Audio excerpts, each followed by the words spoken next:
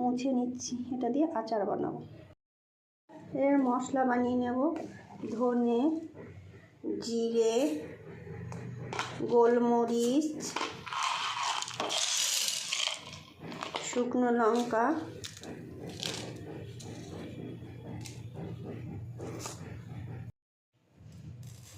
মৌরি,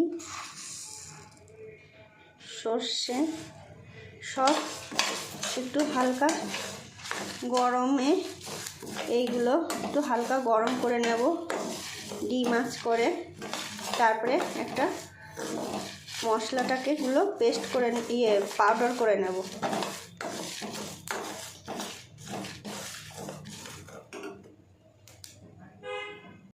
মশলাগুলো ভেজে নিয়েছি শুকনো খোলায়, এবার পাউডার করে নেব। কটা জোয়ান ভেজেছিলাম এই মশলার মধ্যে, গুঁড়ো মশলার মধ্যে। যে মশলাটা গুঁড়ো করেছি ওর মধ্যে জোয়ানগুলো দিলাম।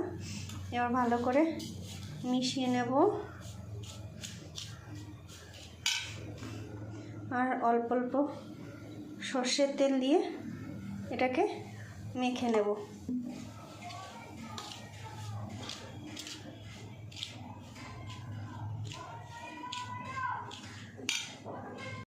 চিড়ে নিয়েছি। এবার এর ভিতরে মশলা, এই মাখানো মশলাটা এটা এরকম করে ভরে দেব। প্রত্যেকটা লঙ্কা এরকম করে ভরব। এই লঙ্কার আচারটা দারুণ লাগে খেতে। গরম করে নিয়েছি। এবার এই গরম তেলের মধ্যে এক এক করে লঙ্কাগুলো দিয়ে দেবো। ঠান্ডা হলে জারে এই আচার, লঙ্কার আচার ভরে নিলাম। তেলটা ঠান্ডা হচ্ছে।